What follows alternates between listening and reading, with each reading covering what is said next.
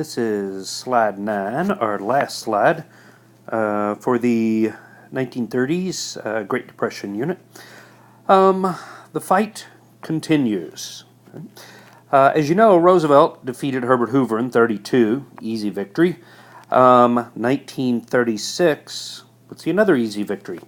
The Democrats obviously are going to nominate Roosevelt for re-election. He's extremely popular by now. The economy has started to turn around.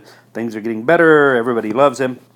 The Republicans, as sort of because they have to have somebody, I guess, are going to nominate Kansas Governor Alfred Landon.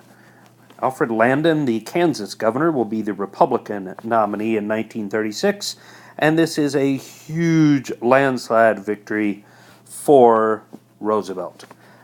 He will win the Electoral College 523 to 8. 523 to 8. Landon only wins 2 states, Maine and Vermont. Doesn't even win his own home state of Kansas. Maine and Vermont, 2 states, that's it. It is the second most lopsided win in history. If you go back to, you don't have to know this, but if you go way back to 1820, James Monroe beat John Adams 231 to 1. That was the most lopsided electoral college victory, but this is the second most. Now, what the really important thing here that comes out of this election is a whole new Democratic coalition. A coalition is a group of people, or a group of voters in this case. The Democrats are going to put together a whole new coalition of the South. Groups of voters that they will always be able to count on from the South. This had never happened before. The South had always voted for Republicans prior to Roosevelt, but now blacks in the South, urban people in the South, the poor farmers in the South are all going to support Democrats, and for the most part still do today. New immigrants to the country, mostly Catholics and Jews, are going to support Roosevelt and the Democrats, and for the most part still do today. So a whole new group of voters are going to be very loyal Democrats, and still to this day. Now, one of the biggest problems that Roosevelt had with the New Deal was the fact that the Supreme Court kept shooting down his New Deal programs, all these new programs he was creating, all the new changes he made. The Supreme Court kept shooting them down, declaring them unconstitutional.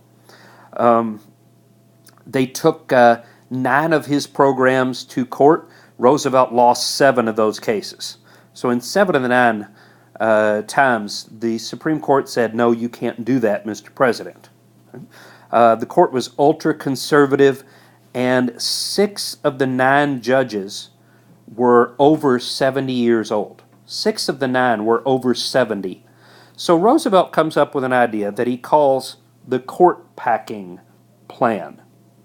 And that refers to this little political cartoon here with Roosevelt and his thumb on the Supreme Court judge.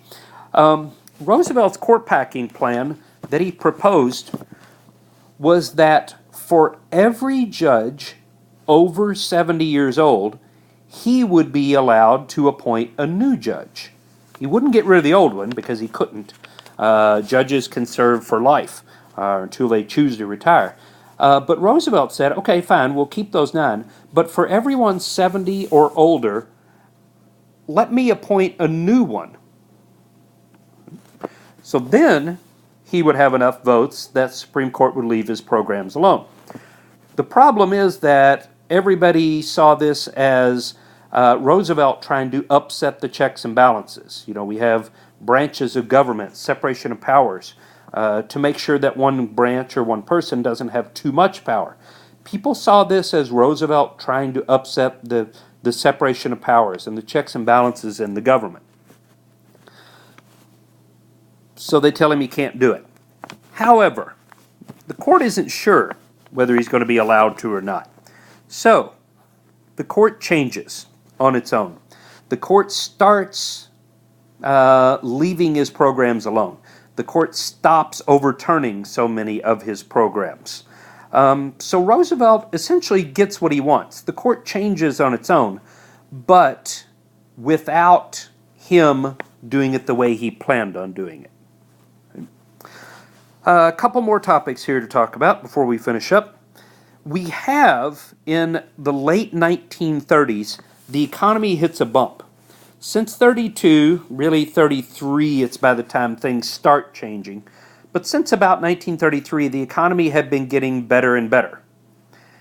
In the late 1930s, 1938 or so, we get what's called the Roosevelt recession. It's not a complete collapse of the economy again, but it does take a dip. It had been going up and up and up, and now it starts to go down again, and everybody begins to panic. Oh my God, we're going back into the Depression, this and that. We're not, okay? But the economy does dip. Business leaders blame Roosevelt. They say, you keep passing all these crazy laws, restricting what we can do. You're doing too much to help labor and not enough to help business. So Roosevelt gets blamed a lot for this, and it comes to be known as the Roosevelt recession. It's the economic dip in the late 1930s, blamed on a lot of Roosevelt's new programs that he has started. Okay? Because of that little dip in the economy, we see a change in the 1938 midterm elections. Remember, those happen in the middle of a president's term. Roosevelt was reelected in 36. So in 38, we have Congress up for reelection, all of the House and a third of the Senate. And because of the court packing plan and because of the Roosevelt recession, the Republicans actually start to win back some seats in Congress.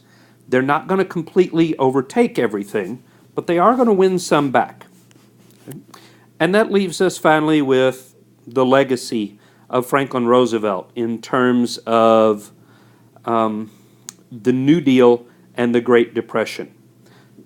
There's good and there's bad to Roosevelt, depending on who you ask. So let's talk about some of the negative, the bad parts of his legacy here.